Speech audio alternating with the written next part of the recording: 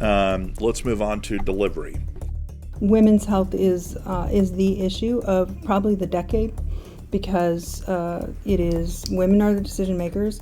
Women's reproductive health has been an issue on many levels: political, economic, in terms of health equity, in terms of and certainly just how we populate the next generation. And so we talk about access already being a problem, access to primary care. A lot of women, the first time you're actually interacting with the healthcare system is when you are pregnant.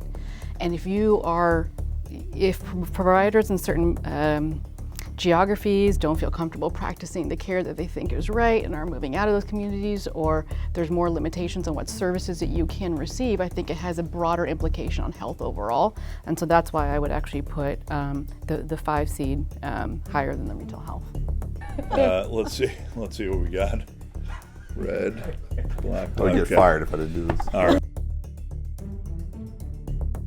I think since COVID, behavioral health has become a bigger problem. The spotlight is brighter. I say that we've actually been talking about behavioral health for about a decade. So from the venture investing side, which was a previous role that I was in, we were looking at investing in mental behavioral health probably well before the pandemic. And so I would say it's kind of been around for some time. And that's why I think integration is important here, is because we've been talking about it, and there are so many companies that have been funded around these that have been doing innovative things. Think about peer models and things like that in the space. The fact that we haven't gotten to integration makes it sort of a laggard. Leverage delivery 3 is red. Mental health 2 is black. Leverage delivery red. Mental health.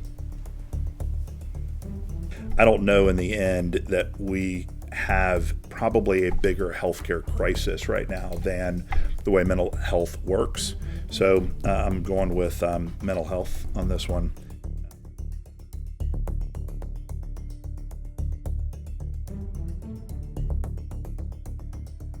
Well, I think mental health barely scraped by the last round over the leverage delivery models, and women's health has been getting stronger and stronger each time Leah gives an impassioned speech about it. So I'm increasingly being swayed, and so I think women's health would be.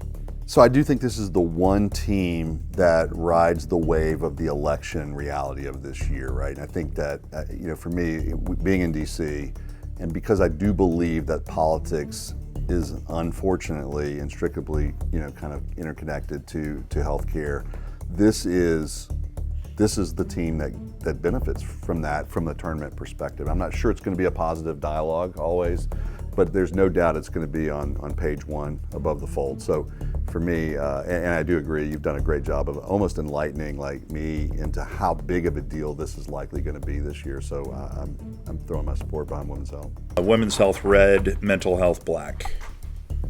Okay.